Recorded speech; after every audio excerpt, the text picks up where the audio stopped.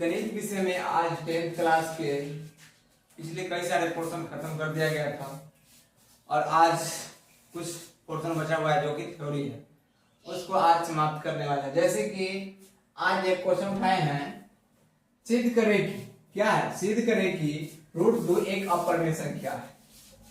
क्या करने वाले हैं? सिद्ध करें कि √2 एक अपरिमेय संख्या है। सिद्ध करें कि √2 एक अपरिमेय संख्या है।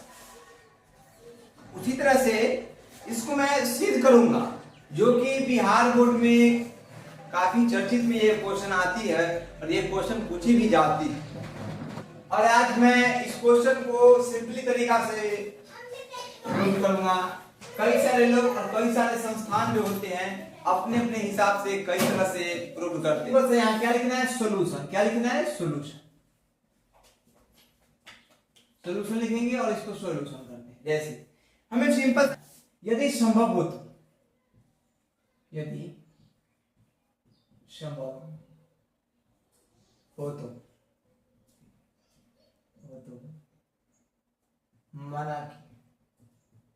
माना कि √2 एक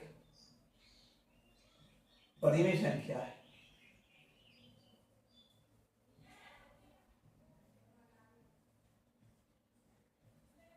परिमेय संख्या, अतः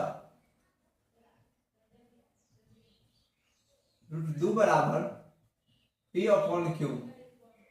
√2 बराबर क्या देगा? P/Q।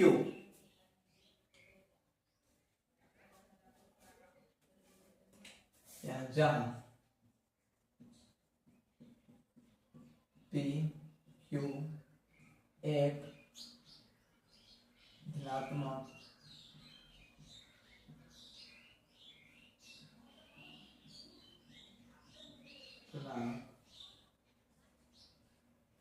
है और दोनों में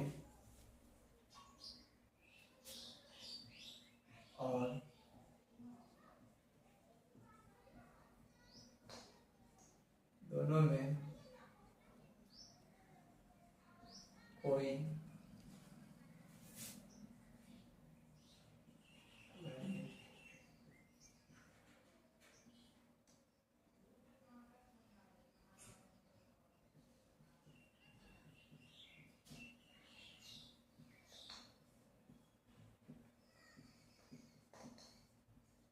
नहीं है। √2Q बराबर Q। इसमें √2 में Q से गुना होगा, √2Q बराबर क्या देगा? P हो जाएगा। यहां तक करने के बाद क्या करना है? सिंपल तरीका से लिखना है दोनों तरफ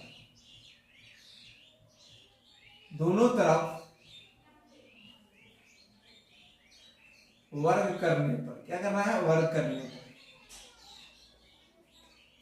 वर्ग करने पर लिखने के बाद क्या करना है कि जैसे कि वर्ग करने पर क्या होगा, इसका वर्ग करेंगे √2 का वर्ग करेंगे √4 हो जाएगा। √4 को अगर बाहर निकालेंगे तो वो 2 हो जाएगा और Q का Q² बराबर P का P²। ये निकल जाएगा। आप यहां पे लिख सकते हैं सिंपल सा P² बराबर √2Q²। समीकरण इसको एक माने, इक्वेशन नंबर क्या माना है? इसको एक मान लेना है। उसके बाद कुछ कथन को लिखेंगे, जैसे कि यहां लिख देता हूं, इसे कुछ कथन है उसको लिख रहा हूं और क्या कहता है उसको भी ध्यान दूंगा। लिखेंगे समीकरण 1 से स्पष्ट है कि P/Q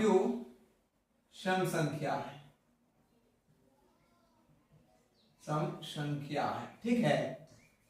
इसमें उसके बाद यहां हम मान सकते हैं मान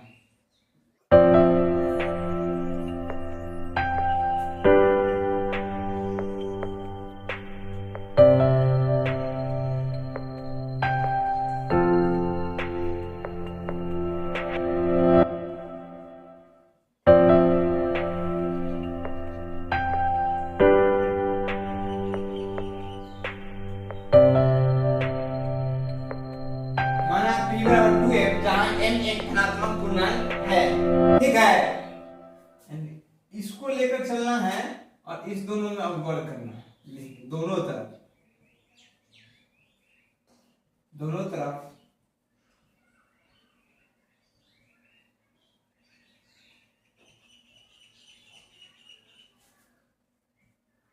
वर्क करने का,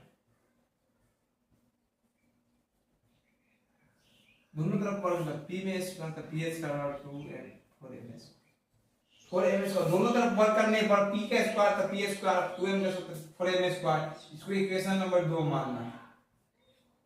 उसके बाद यहां लिखता हूं जैसा कि समीकरण 2 से स्पष्ट है कि क्यू भी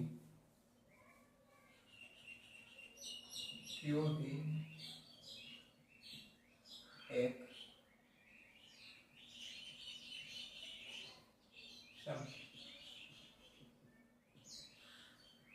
संख्या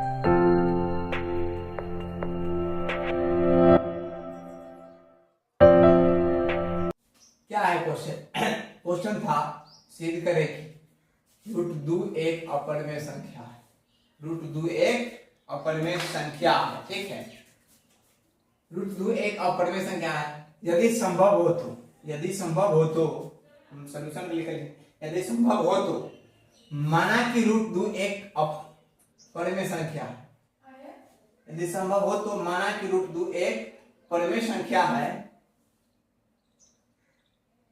परिमेय संख्या है, यथा √2 बराबर p/q, जहां p तथा q एक धनात्मक पूर्णांक है और दोनों में कोई उभयनिष्ठ गुणनखंड नहीं है, ये ध्यान देना है।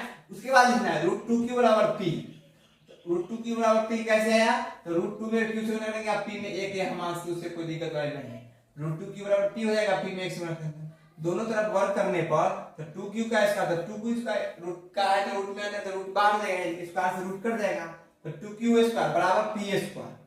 यहां तक क्लियर। उसके बाद p स्क्वायर इधर कर लिए, p स्क्वायर बराबर 2q स्क्वायर, इसको समीकरण 1 मान लीजिए, इसको क्या मान लिए, समीकरण 1, इसको क्या मानिए, समीकरण 1। उसके बाद लिखेंगे समीकरण 1 से स्पष्ट है कि p और q सम संख्या है, p और q क्या है, सम संख्या है। तब यहाँ समीकरण 1 से स्पष्ट हो गया p और q क्या है, सम संख्या है। फिर कहेंगे माना p बराबर 2m, p बराबर क्या माने 2m, जहां m एक धनात्मक पूर्णांक है, उसके बाद दोनों तरफ वर्क करने पर तो p बराबर 2m लिए उसको दोनों तरफ वर्क करते हैं, फिर तो दोनों तरफ p का स्क्वायर था, p स्क्वायर हो गया, 2m का स्क्वायर यानी 4m स्क्वायर हो गया, इसको क्या मान ले, समीकरण 2 मान। उसके बाद कहेंगे समीकरण 2 से स्पष्ट है, समीकरण 2 से स्पष्ट हो रहा है कि q भी क्या है, सम संख्या क्या है, 4m स्क्वायर यानी 4m स्क्वायर, वो भी क्या है, m स्क्वायर होगा नहीं, क्या है, q भी एक सम संख्या है। उसके बाद चूंकि p तथा q सम संख्या हुआ, जब दोनों स्पष्ट हो गया, जब p या q यहां भी था, लेकिन फिर चेक के 2 से तो भी q क्या सम संख्या है, जो m स्क्वायर था वो भी क्या सम संख्या गया था, p तथा q सम संख्या हुआ, तो दोनों में विरोधाभास, दोनों में वनिष्ठ गुणनखंड 2 होगा, दोनों में वनिष्ठ गुणनखंड क्या होगा, 2 आएगा, 2 यहाँ भी आ रहा था ना 4 और यहाँ भी 2 आ रहा था ना 2, इसलिए दोनों में क्या बनने गुणनखंड, दो घनिष्ठ गुणनखंड हो जाएगा। तो उपर्युक्त बातों से विरोधाभास उत्पन्न हो रहा है, अतः हमारी मान्यता गलत हुई और √2 एक अपरिमेय संख्या है। क्या है? परिमेय संख्या नहीं है। जो हम माने थे ये वाली बात वो क्या है? बिल्कुल गलत है। क्या है? ये बिल्कुल गलत है। यहाँ पर जो हम मान लिए है √2 एक अपरिमेय संख्या है, ये बिल्कुल गलत मान लिए हैं। यही क्या फिर आखिर में लिखे √2 एक अपरिमेय संख्या ना कि परिमेय संख्या है, लिखे थे ना। तो यही तो बात था, इसमें कोई समस्या थोड़े है, सिंपल सी बात थी, यही था। ठीक है, सिद्ध करेंगे √3 एक अपरिमेय संख्या है, जो कि क्लास 10 में 2 नंबर में वीवीआई टाइप में पूछा जाता है और आता है, और ये वीवीआई क्वेश्चन माना जाती है कि आ सकती है। ठीक है, इस तरह से √2 और √3 √5 5 माइनस √2 5 √2 3 √2 ऐसे करके जो भी क्वेश्चन होती है वो सिद्ध करने वाली वो सारे इंपोर्टेंट होती है, उसको आज मैं अप्रूव करने वाला हूँ। ठीक है, जैसे कि अभी लिखा हूँ सिद्ध करें कि √3 एक अपरिमेय संख्या है, इसको मैं अभी आप लोग के सामने में जस्ट लिख कर प्रमाणित करूंगा। ठीक है, चलिए मैं स्टार्ट करता हूँ। स्टार्ट करते समय क्या करना है, यहाँ डेट लिखना है सोल्यूशन, लिखना है सोल्यूशन, सोल्यूशन यानी हल करें, सोल्यूशन लिखना है। उसके बाद लिखना है यदि संभव हो तो, लिखना है यदि संभव हो तो, यदि संभव हो तो ये वो है,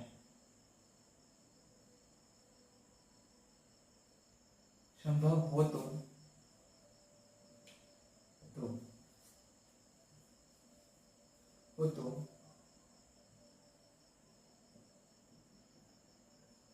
माना कि √3 एक परिमेय संख्या है।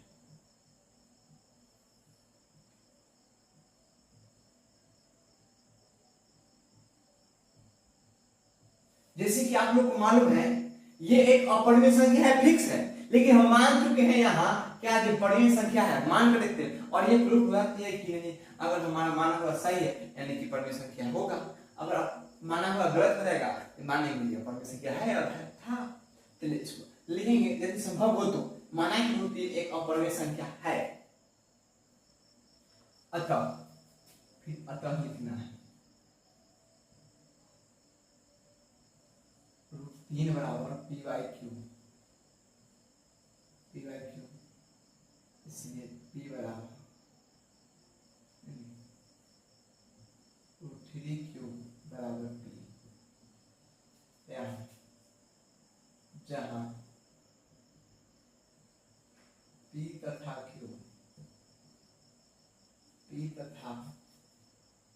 q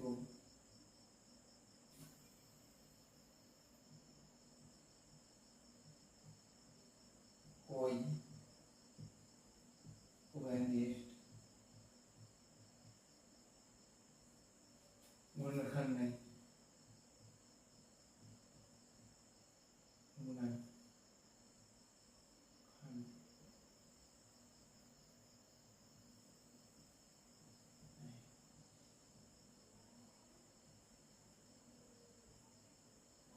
जब ये हो गया उसके बाद क्या करना है, लिखना है दोनों तरफ वर्क करने पर, है ना, यहाँ दोनों तरफ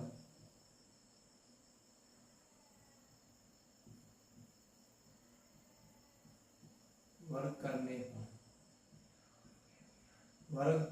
पर दोनों तरफ क्या करना है, वर्क करने पर जब वर्क करेंगे तो इसमें क्या होगा √3 का स्क्वायर, √3 में स्क्वायर करेंगे तो 3, क्यू में स्क्वायर तो क्यू स्क्वायर बराबर पी स्क्वायर,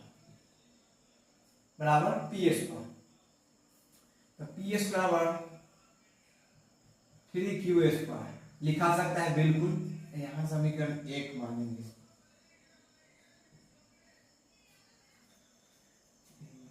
समीकरण 1 से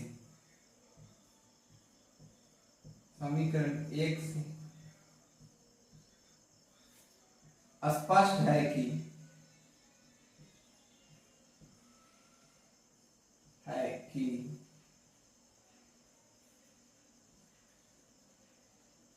इस पर 3 का गुणज है।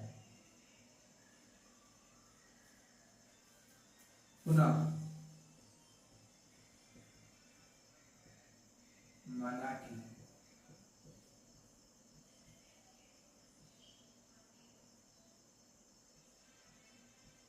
p बराबर 3 दिखाएगा क्या ना मानने के बाद दोनों तरफ वर्क करने को।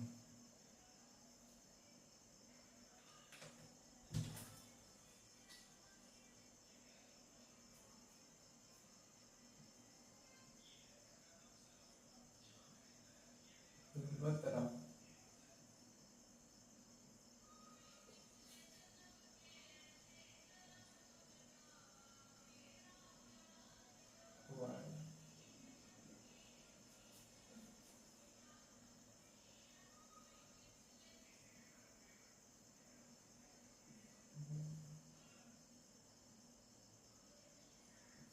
दोनों तरफ वर्क करने पर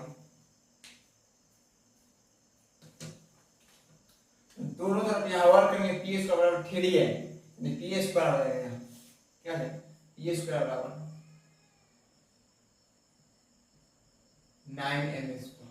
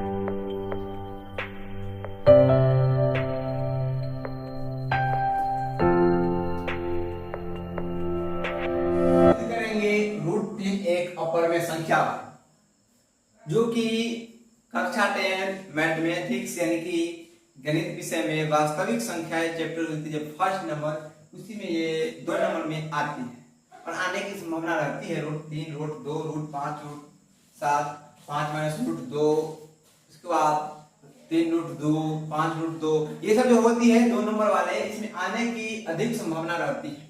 इसी को लेकर आज हम चर्चा करेंगे और कुछ क्वेश्चन को बनाएंगे। चलिए मैं इस क्वेश्चन को बनाने का कोशिश करता हूं। जैसे क्वेश्चन आ रहा है सिद्ध करे कि क्वेश्चन है सिद्ध करे कि √3 एक अपरिमेय संख्या है। यहाँ बताया गया है जो √3 एक अपरिमेय संख्या उसको आप सिद्ध करके बताइए ये √3 है कि नहीं। असल में ये बताया गया बात गलत है या सही है इसको हम प्रूव करेंगे। √3 एक अपरिमेय संख्या है इसको हम प्रमाणित करेंगे। तो चलिए जैसे लिखेंगे सॉल्यूशन। क्या लिखना है सॉल्यूशन। सॉल्यूशन में लिखेंगे यदि संभव हो तो क्या लिखना है यदि संभव हो। जैसे कोई काम होती है तो काम को सक्षमता होती है इसीलिए बोलते हैं यदि संभव हो तो माना कि √3 एक अपरिमेय नहीं √3 एक परिमेय संख्या। यदि संभव हो तो माना कि √3 एक परिमेय संख्या। क्यों यदि संभव हो तो लिखे क्योंकि सिद्ध करें कि √3 एक अपरिमेय संख्या यानी कि √3 एक अपरिमेय संख्या है उसी को आपको सिद्ध करना है कि सही है कि कैसे माना। हम यहाँ पे एक गलत तरीका मानना है यदि संभव हो तो पहले बार यदि संभव हो तो माना कि √3 एक परिमेय संख्या है संभव है। इसी कारण से आप 3 को अपरिमेय संख्या मान ली है। अतः यहाँ अतः √3 equal to P by Q, √3 equal to P by Q, यानी √3 बराबर पी बटा क्यू, जहां पी तथा क्यू में कोई घनिष्ठ गुणनखंड नहीं है, यानी कि पी और क्यू में कोई ऐसा गुणनखंड नहीं है जो घनिष्ठ, यानी कि दोनों में सेम है। ठीक है, इसी को लेकर जाते हैं √3 में क्यू से गुना किया जाएगा, ऐसे गुना किया जाएगा और ऐसे यहाँ पे एक मान सकते हैं, इसके लिए आप स्वतंत्र है, एक मानने में कोई दिक्कत नहीं, बटा में मान सकते हैं। ठीक है, जैसे कि √3 में क्यू से √3 क्यू बराबर पी, एक में पी से तो पी हो जाएगा। उसके बाद क्या करना है, दोनों तरफ वर्क करने पर, दोनों तरफ क्या करते हैं, वर्क करने पर √2q² बराबर p² √2q² बराबर नहीं √2 3q² बराबर p², जैसे √3q बराबर p हो गया। अब दोनों तरफ वर्क करने पर, अब वर्क करेंगे तो √3 का स्क्वायर जब किया जाता है तो स्क्वायर से रूट करता है, अगर स्क्वायर से रूट नहीं करना तो रूट के अंदर 3 का स्क्वायर तो 9 हो जाएगा, लेकिन 2 को 3 लिखेंगे रूट में तो 3 के बजाय में वो 3 बाहर आ जाता है। यही बात देख हम लिखते हैं, इसमें किसी को कंफ्यूजन होनी नहीं चाहिए। ठीक है, और नहीं होगी। उसके बाद आ रही है p² equal to 3q² equal समीकरण 1, इसको इक्वेशन मानना है, इक्वेशन नंबर 1 जे p² बराबर 3q²। ठीक है, इसको समीकरण 1 मान लें, इस तरह कर दिए, ऐसे आसान है, एक ही बात होती है। उसका लिखेंगे समीकरण 1 से स्पष्ट है कि p² 3 का गुणज है, यानी p² 3 का गुणज, यहाँ 3 पर आ रहा है ना, p² है मान उसका 3 का गुणज है ना, है बिल्कुल है। क्या है, p² 3 का गुणज है। उसका पुनः मानेंगे हम, माना कि p बराबर 3 है, पुनः क्या मानना है, पुनः माना कि p बराबर 3 है, p बराबर क्या मानेंगे 3 है। उसके बाद इसमें करेंगे दोनों तरफ वर्क में करेंगे। यहाँ पे लाइट चमक रही होगी तो आप लोग ध्यान दे लीजिएगा, यहाँ पर जो लिखा है वो ये लिखा है दोनों तरफ वर्क करने पर, क्या लिखा है, दोनों तरफ वर्क करने पर, दोनों तरफ वर्क करने पर p² इक्वल टू 9m², है दोनों तरफ वर्क करने पर p² equal to 9m², p² equal to 9m², इसलिए समीकरण 1 से उसके बाद करेंगे, यानी कि दोनों तरफ फिर वर्क करेंगे। माना कि पानी में p बराबर 3 है, इसको आप मन है तो यहाँ पे लिख सकते हैं, एक मिनट नीचे बराबर p बराबर 3 है, जिसमें किसी को दिक्कत नहीं होनी चाहिए। p बराबर 3 और p बराबर 3 है, को दोनों तरफ वर्क करने पर p² 9m², p का स्क्वायर बराबर 3m और इसका 9m², उसका समीकरण 1 से, समीकरण 1 में इसका मान धर लेना है। ठीक है, जैसे कि p² 3m उसका, इसमें समीकरण 1 से इसलिए 9m² है, p² धर दिया जाए, p² की जगह हम 3m² रख सकते हैं आराम से, यहाँ पे दिया है ना p² 3q², समीकरण 1 से लिखेंगे 3q² यहाँ लिखाएगा, कोई दिक्कत नहीं होती, 3q² 9m², 3 से काटेंगे फिर ये 9 रहेगा, नहीं 3 में 3 से 9 हो जाएगा, 3m², इसीलिए q² बराबर 9, q² बराबर 3m², q² बराबर क्या हो जाएगा 3m², तो 3m² तो इसको इक्वेशन नंबर क्या मानना है, 2 मानना है, इक्वेशन नंबर 2।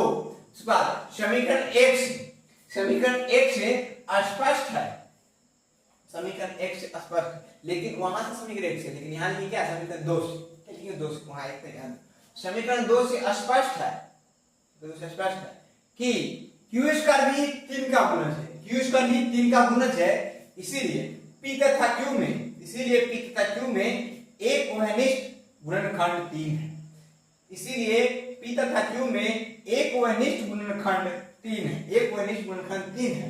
अतः हमारी मान्यता गलत हुई कि √3 एक अपरिमेय संख्या है, इसलिए अतः हमारी मान्यता गलत हुई, इसलिए √3 एक अपरिमेय संख्या है। यानी कि मान्यता क्या गलत हुई कि परिमेय संख्या जो माने थे वो गलत हो गया, इसीलिए बाद में √3 एक अपरिमेय संख्या होगा। ठीक है, इसमें किसी को परेशानी नहीं होनी चाहिए। ठीक है, और ये प्रूव हो गया। ऐसे करके आप तो आपको 2 नंबर मार्क्स मिलेंगे, इसमें कहीं से भी कटने की गुंजाइश नहीं है, कहीं 5 नंबर, इसलिए टेंशन लेने की, इसमें आधा नंबर भी आपको नहीं करेंगे, पूरे के पूरे मार्क्स में नहीं, लेकिन क्या सिद्ध करें कि √3 एक अपरिमेय संख्या है, संभव हो तो माना कि √3 एक अपरिमेय संख्या है। अतः √3 बराबर p बाई q, जहां p तथा q में कोई घनिष्ठ गुणनखंड नहीं है, 3 में √3 में q से गुणा तो √3q बराबर p मानेंगे, दोनों तरफ वर्क करने पर दोनों तरफ वर्क करेंगे, उसके बाद क्या जाएगा 3q² बराबर p² बराबर 3q², इक्वेशन में 1 समीकरण 1 से स्पष्ट है कि p² 3 का गुणज है। पुनः माना कि p बराबर 3m उसके बाद क्या है, पी बराबर 3m है तो पी बराबर दोनों तरफ वर्क करेंगे तो पी उसका 9m स्क्वायर, समीकरण 1 से समीकरण 1 लेना है, उसका 3 पी उसका 9m स्क्वायर, 3 से 3 दिया 9 हो जाएगा, q उसका 3m स्क्वायर, समीकरण 2 बना है। समीकरण 2 से स्पष्ट है कि समीकरण 2 से स्पष्ट है कि q स्क्वायर भी 3 का गुणज है, अतः p तथा q में एक वनिष्ठ गुणनखंड 3 है, यहाँ भी 3 हो गया, यहाँ भी 3 है, इसलिए p तथा q में एक वनिष्ठ गुणनखंड 3 है, वहां पर कोई वनिष्ठ गुणनखंड नहीं है, अतः हमारी गणना गलत हुई। तो गलत क्या हुआ, √3 एक परिमेय संख्या जो माने थे वो गलत हुई, इसीलिए √3 एक परिमेय संख्या है। किसी को परेशानी समस्या हुई हो आप लोग कमेंट कर सकते हैं। इसके बाद मैं इस वीडियो के समाप्त के बाद आप लोग को एक शॉर्ट वीडियो में प्रोवाइड कर दूंगा, कहीं भी समस्या परेशानी हो आप लोग कमेंट कर दीजिएगा। और ये वीडियो अच्छा लगा हो और समझ गए हैं तो इस वीडियो को लाइक करना है पहले नंबर, और चैनल पर पहले बार है यानी पहली बार आप देख रहे हैं इस वीडियो को तो क्या करना है, चैनल को सब्सक्राइब करना है, उसके बाद बेल आइकन प्रेस करना है जिससे कि वीडियो आपको जल्दी पहुंचे, जो भी वीडियो कंटेंट डालते हैं तो आपको पहले पहुंच जाए, ठीक मिलता है आपको मैसेज मिलता है। इसके साथ और गाइड ऑनलाइन से साथ जुड़े रहे जिससे कि आपको सारी जानकारी गाइड ऑनलाइन क्लासेस के द्वारा आपको सारी जानकारी प्रोवाइड करा दी जाएगी, एक भी समस्या नहीं रहेगी। जो भी फॉर्म रिलेटेड जो भी आपको प्रक्रिया है 10th क्लास की वो सारी गाइड धीरे धीरे करती जाएगी और आपको एक सफल इंसान बनाया जाएगा, ठीक है, सफल इंसान बिहार बोर्ड में अच्छे अंक प्राप्त करने की और आपको जाए, ठीक, आप जुड़े रहे गाइड ऑनलाइन क्लासेस के साथ। अब लोगों को बता दें कि अभी √3 एक अपरिमेय संख्या को ग्रुप की इसी तरीका से क्या करना है, अगर √5 √7 अगर आते तो उसी तरीका से करना है, क्योंकि जिस तरह से √2 बताया है उसी तरह से √3 है, उसी तरह से √5 है, उसी तरह से √7 है, क्या करना है, अगर √7 को प्रूव करना है तो उसी तरह से करेंगे। बता दें कि √3 जिस तरह से √3 है उसी तरह से √5 है, √7 आप लोग होमवर्क में क्या करना है कि सिद्ध करें कि √3 एक अपरिमेय संख्या है, उसी तरह से आपको क्वेश्चन बनाना है, अगला क्वेश्चन सिद्ध करें कि √5 एक अपरिमेय संख्या है, क्वेश्चन लिख लेना है, ठीक है, और सेम इसी तरह से बनाना है उसको भी। उसके बाद √7 क्या करना है, √7 उसको इसी तरह से बनाना है जैसे कि मैं इसी वीडियो में बता रहा हूं, लेकिन आप लोग पर होमवर्क से ट्राई करना है, यहाँ पे समझ लेना, उसके बाद क्या करना है फिर ट्राई करना है, और जितना भी वीडियो बनाता हूँ उसको आपको कॉपी में नोट करते चलना है और इसी नोट को आप रिवाइज कर सकते हैं। उसके बाद एक शॉर्ट बताया जाएगा जैसे कि अभी फुल्ली डिटेल में बताया जाता है कई लेक्चर के साथ। उसके बाद जो जिस टाइम एग्जाम नजदीक आएगा उस टाइम में वन शॉट की तरह भी कराया जाएगा रिवीजन और वीवीआई क्वेश्चन के सारी पूरी जानकारी आपको मैथमेटिक्स की पूरी बेहतरीन ढंग से आपको गाइड ऑनलाइन क्लासेस में। अब फाइनली सिद्ध करेंगे √5, इसको सिद्ध करेंगे √5 यानी कि सिद्ध करना है, सिद्ध करें कि √5 एक अपरिमेय संख्या है। √3 कर लिए, फिर √2 कर लिए, √3 कर लिए, √5 करेंगे, ठीक है। इसमें भी उसी तरह से लिखना है, सॉल्यूशन लिखना है, उसको लिखना है यदि संभव हो तो माना कि √3 एक परिमेय संख्या है, अतः फिर लिखना है √5 बराबर p/q जहां p तथा q में कोई वनिष्ठ गुणनखंड नहीं है। उसके बाद √5q बराबर p यानी 5 में q से गुणा है तो √5q बराबर p। उसके बाद दोनों तरफ गुणा करना है, दोनों तरफ वर्क करने पर क्या करेंगे, गुणा नहीं वर्क करना है, तो √5 का q करेंगे तो इसी 5q का बराबर ps हो जाएगा, ps का बराबर 5q का समीकरण 1 मानेंगे। समीकरण 1 से समीकरण 1 से स्पष्ट है कि ps पर 3 का गुणज है, समीकरण 1 से क्या स्पष्ट है कि ps पर 3 का गुणज है।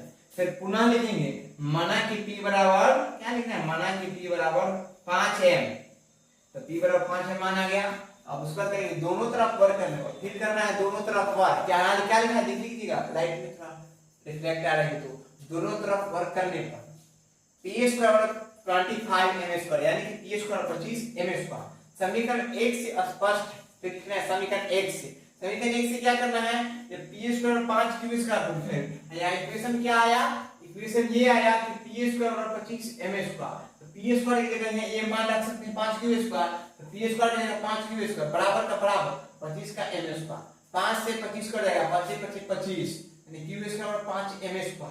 समीकरण 2 इसको मानेंगे, ठीक है। उसके बाद लिखना है समीकरण 2 से स्पष्ट है कि q² भी 5 का क्या है, गुणज है, क्यू स्क्वायर 5 का गुणज है। तो पी तथा क्यू में क्या है, एक उभयनिष्ठ गुणनखंड कितना है, 5 है। एक उभयनिष्ठ गुणन पी तथा क्यू में एक उभयनिष्ठ गुणन 5 है। अतः हमारी मान्यता गलत हुई कि √5 सॉरी यार √5 करना था। देखें इसी वीडियो में जो बताया है √5 इसी का सकती है √5 माना कि √5 एक परमेय संख्या है। हमारी मान्यता क्या हुई, अतः हमारी मान्यता गलत हुई। √5 एक परमेय संख्या नहीं है बल्कि अपरमेय संख्या है। गलत हमारी मान्यता, अतः हमारी मान्यता गलत हुई, इसीलिए √5 एक अपरमेय संख्या है। किसी को परेशानी समस्या तो बोलना है कमेंट करके, ठीक है। एक बार और रैंडमली मैं बता दूंगा।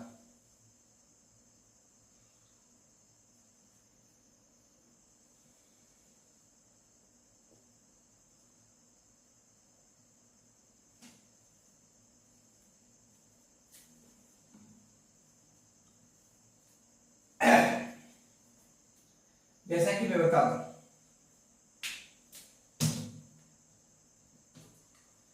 सिद्ध क्या करना है, √5 को एक अपरमेय संख्या संभव है, यदि संभव हो तो माना कि √5 एक परमेय संख्या है, अतः √5 वाला पी बाई क्यू, जहां पी तथा क्यू में कोई अनिष्ट गुणनखंड नहीं है, √5 क्यू और पी दोनों तरफ वर्ग करने पर 5 क्यू स्क्वायर और पी हो जाएगा, पी स्क्वायर 5 क्यू स्क्वायर हो जाएगा, पी स्क्वायर 5 क्यू स्क्वायर। इसको इक्वेशन 1 मानेंगे, समीकरण 1 मानेंगे। और समीकरण 1 से स्पष्ट है कि पी स्क्वायर कितना का गुणज है, 3 का गुणज है, देख रहे हो, पी सॉरी 5 का गुणज है।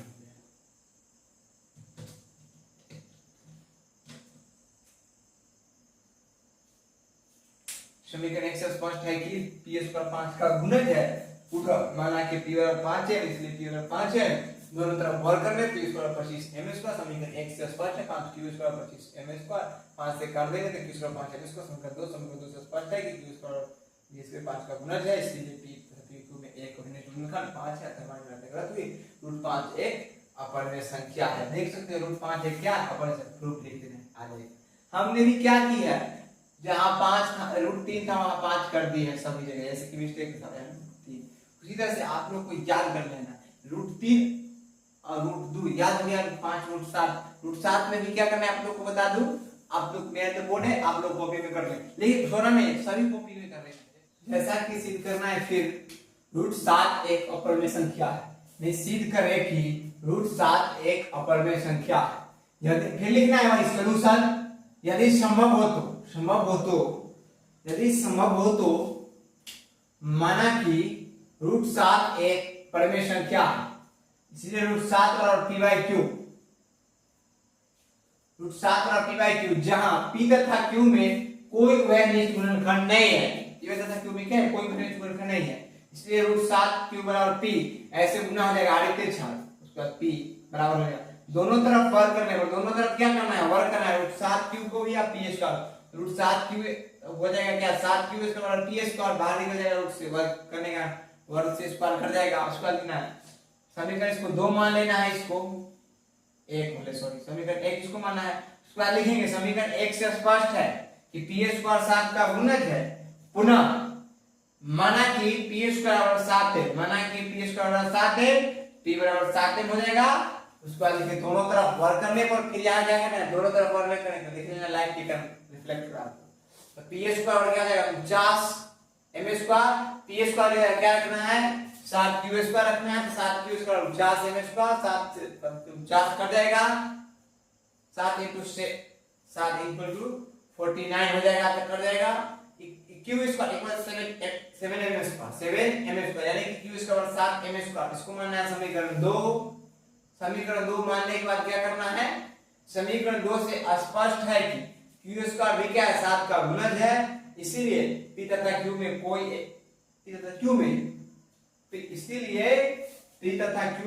एक अनिष्ट गुणनखंड 7 है। अतः हमारी मान्यता गलत हुई कि रूट क्या है, √7 एक अपरमेय संख्या है, न कि √7 एक अपरमेय संख्या है। √7 एक क्या है, अपरमेय संख्या है, परमेय संख्या नहीं है। हमारी माना बात था गलत था, ठीक है। ये हम लोग को लग रहा है फाइनली आप लोग समझ गए। एक क्वेश्चन और कराएंगे, उसके बाद आप लोग का अप्रोक्सीमेटली सारी थ्योरी खत्म हो जाएगी। एक बार और एग्जाम लिखा था, वही बात दो बार सिद्ध करना है √7 एक अपरिमेय संख्या है। यदि संभव हो तो माना कि √7 एक अपरिमेय संख्या है, √7 बराबर p/क्यूब, 7 p/क्यूब, जहां p तथा q में कोई वैल्यू गुणन करना है, √7 q बराबर p, दोनों तरफ वर्ग करना पड़ता है, 7q² p² p² 7q² समीकरण बना है। समीकरण 1 से स्पष्ट है कि p² 7 का गुणज है, पुनः माना कि p बराबर 7m, तो दोनों तरफ वर्ग करेंगे, p² 49m², समीकरण 1 से स्पष्ट होगा, 7q² 49m², q² 7m² हो जाएगा, समीकरण 2 होगा। समीकरण 2 से स्पष्ट है, समीकरण 2 से स्पष्ट है कि q² भी 7 का गुणज है, इसीलिए p तथा q में एक वैनिष्ठ गुणनखंड 7 है, अतः हमारी गणना गलत हुई, इसीलिए √7 एक अपरिमेय संख्या है। फाइनली आप लोग समझ गए। फिर मैं एक और क्वेश्चन करा देता हूं, उसके बाद अप्रोक्सीमेटली सारी थ्योरी खत्म हो जाएगी, ठीक है, सीखे करा। फिर हम अब क्वेश्चन लिए हैं, दूसरी क्वेश्चन सिद्ध करेंगे। दूसरा क्वेश्चन क्या है, सिद्ध करना है कि 5 - √2 एक अपरिमेय संख्या, 5 - √2 एक अपरिमेय संख्या। ये भी 2 नंबर में पूछी जाती है, ठीक, 10th class mathematics chapter number 1 real number जो कि वास्तविक संख्या है। इसमें भी वही बात करनी है, क्या करनी होती है कि लिखना है, फिर इसमें भी लिखना है यदि संभव हो तो।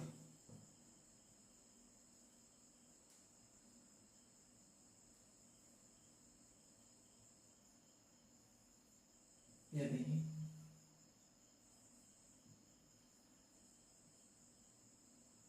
संभव हो तो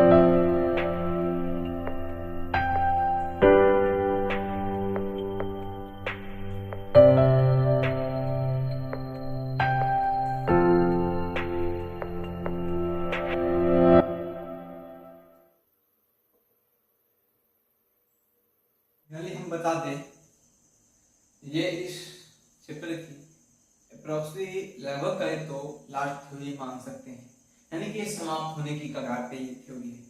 फर्स्ट चैप्टर रियल नंबर वास्तविक संख्या है, जो कक्षा 10 की विषय गणित में है।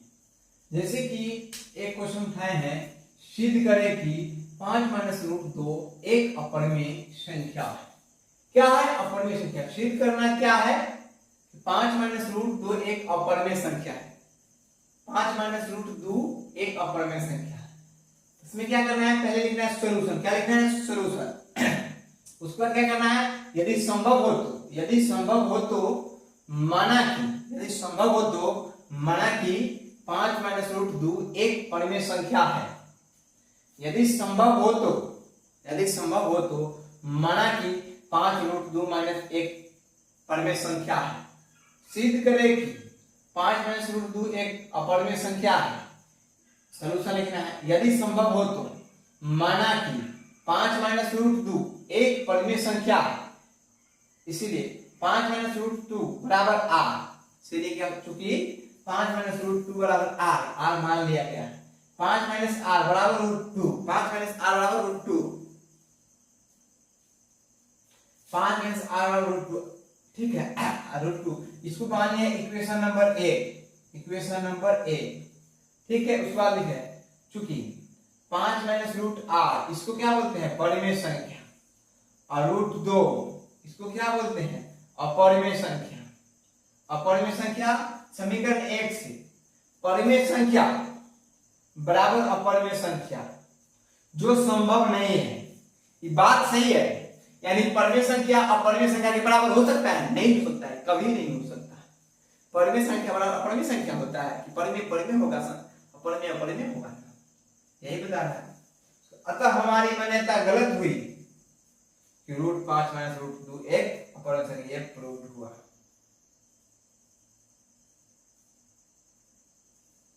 ठीक है, क्वेश्चन क्या है फिर से समझते हैं। जैसे सिद्ध करना है, सिद्ध करे कि 5 माइनस रूट 2 एक अपरिमेय संख्या है। यदि संभव हो तो माना कि 5 माइनस रूट 2 एक परिमेय संख्या है, चूंकि 5 माइनस रूट 2 बराबर r, यानी कि 5 माइनस रूट 2 बराबर r का इसको का है, कहां से लिखे तो 5 माइनस ई प्लस में जो r है तो माइनस में जाएगा, रूट 2 माइनस में जो प्लस में आ जाएगा, बराबर के आगे पीछे कर दिए। और बराबर के आगे पीछे करने पर इसको इक्वेशन नंबर 1 मान दिए। ठीक, उसके बाद लिखे चूंकि में लिखे चूंकि 5 माइनस रूट r जो है, जो क्या है? एक परिमेय संख्या, और रूट 2 जो रूट 2 है वो एक अपरिमेय संख्या है। तब कहेंगे समीकरण 1 से क्या है? 1 से है ये परिमेय संख्या जो है ना, वो अपरिमेय संख्या है। इसके अनुसार हो जाएगा 5 माइनस रूट r का परिमेय संख्या और रूट 2 अपरिमेय संख्या। तो वही बात आ रहा है, परिमेय संख्या अपरिमेय संख्या जो संभव नहीं है, जो बिल्कुल संभव नहीं है। बात सही है, परिमेय संख्या अपरिमेय संख्या संभव नहीं। अतः हमारी मान्यता क्या हुई? गलत हो जाएगी। इसीलिए 5 माइनस रूट 2 एक परिमेय संख्या है। हम जो माने थे जो हम 5 माइनस रूट 2 एक परिमेय संख्या है, वो गलत हो रहा है। इसीलिए अपरिमेय संख्या ये प्रूव हो गया, सत्य है। अगला एक और क्वेश्चन लिए है। अगला सिद्ध करें कि 5 रूट 2 5 रूट 2 एक अपरिमेय संख्या है। सिद्ध करें कि 5 रूट 2 एक अपरिमेय संख्या है। सॉल्यूशन, यदि संभव हो तो माना कि 5 रूट 2 एक परिमेय संख्या है। माना कि 5 रूट 2 एक परिमेय संख्या है, चूंकि 5 रूट 2 बराबर r ले लिए, वही बात। उसके बाद 5 रूट 2 तो रूट 2 को इधर रख दिया, r को एक बता देते हैं। जैसे कि एक क्वेश्चन ले लेते हैं, 2 इधर दिख रहा है, जैसे 2/5 बराबर 3/6। ऐसे का गुना करना है, ऐसे का गुना करना है, तो 2 6 12 बराबर 5 के एक वही। अब क्या करना है? इसको लाना है, इसी बात को ऐसे तोड़ना है, ये 5 गुना 6 बटा x बराबर 3/y। इसको ऐसे गुना, इसको ऐसे हम ये ना लिख सकते 5 के 5, ध्यान देना, x के x, 3 के 3 और बट्टा में 6 है। कोई गलती है इसमें भी, इतना बड़ा वैल्यू उतना ही बोलेगा। 5 में 6 तो 5 में 6 भाई, ठीक है, कौन गलती की बताइए आप। वही बात यहाँ किया गया है, ठीक।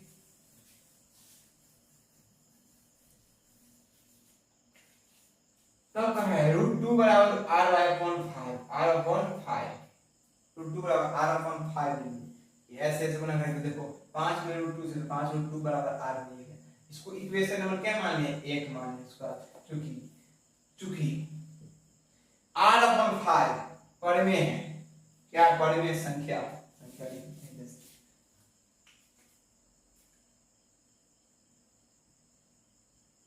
ये भी संख्या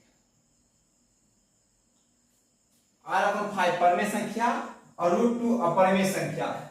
तो समीकरण 1 से लेंगे आगे, तो समीकरण 1 से लेंगे तो क्या हो जाएगा, ये परिमेय संख्या बराबर अपरिमेय संख्या बराबर क्या जाएगा, परिमेय संख्या जो संभव नहीं है। अतः हमारी गणित गलत हुई, 5 √2 एक अपरिमेय संख्या। समझ में आया कि नहीं। आगे भी कंफ्यूजन है तो बोल सकते हैं, इसे एक बार और समझाएगा। क्वेश्चन क्या है, जैसा सिद्ध करें कि 5 √2 एक अपरिमेय संख्या है। सिद्ध करना है कि 5 √2 एक अपरिमेय संख्या है कि ना। सॉल्यूशन लिखेंगे, यदि संभव हो तो माना कि 5 √2 एक परिमेय संख्या मान लिए, उसके बाद कहेंगे क्योंकि 5 √2 बराबर r मानेंगे, उसके बाद कहेंगे √2 बराबर r/5, क्योंकि समीकरण 1 चूंकि इस r/5 जो है वो एक परिमेय संख्या है और √2 है वो अपरिमेय संख्या है, इसीलिए समीकरण 1 लेंगे। इसके अनुसार समीकरण 1 के अनुसार परिमेय संख्या बराबर अपरिमेय संख्या हो जाएगा। कि देखो r/5 को परिमेय संख्या माने, r/5 इधर क्या हो गया परिमेय संख्या, √2 अपरिमेय संख्या, तो √2 इधर अपरिमेय संख्या। और जो ये बात जो लिखे है, ये वाला बात इतना का लिख दिया, ये क्या है, इसके अनुसार जो कि संभव नहीं है। तो अपरिमेय संख्या और अपरिमेय संख्या जो कि संभव नहीं, परिमेय संख्या जो संभव नहीं है, तो अतः हमारी मान्यता गलत हुई। इसीलिए √5 एक अपरिमेय संख्या है। इसमें किसी को परेशानी या समस्या हुई हो आप मुझे कमेंट कर सकते हैं, थोड़ी सी भी समस्या। और ये 2 नंबर में काफी इंपॉर्टेंट होती है क्वेश्चन। एक क्वेश्चन तो छप ही जाती है किसी भी क्वेश्चन, यानी आज के लेक्चर में आपको जरूर है एक न एक क्वेश्चन आएगा, ठीक है। फिर मिलता हूं। अगर ये वीडियो अच्छा लगा आप लोग इस वीडियो को लाइक कीजिएगा और चैनल पर पहली बार आए हैं तो चैनल को सब्सक्राइब कीजिए और बेल आइकन प्रेस कर जिससे कि सारे वीडियो के आपको नोटिफिकेशन मिलते रहे। आप लोगों को बता दें ये जो चैप्टर है इसका थ्योरी समाप्त अप्रॉक्स लगभग समाप्त। जो बच्चे खुशी होगी वो आपको क्वेश्चन करेंगे। कल से आपको उदाहरण की सारी क्वेश्चन कराएंगे, उदाहरण की कल से क्वेश्चन स्टार्ट होगी, उसके बाद क्वेश्चन स्टार्ट, उदाहरण की सारे क्वेश्चन कराएंगे, उसके बाद आपको क्वेश्चन एनसीईआरटी, उदाहरण जो भी होगी एनसीईआरटी होगी, ठीक है। आपको बिहार बोर्ड की एनसीईआरटी कक्षा 10 विषय गणित यानी मैथमेटिक्स थ्योरी समाप्त कर ली गई है और कुछ क्वेश्चन ये सब होते हैं जो एनसीईआरटी में होते हैं, ये भी समाप्त हो गए। चलिए फिर मिलता हूं अगले वीडियो में। जय हिंद, जय भारत।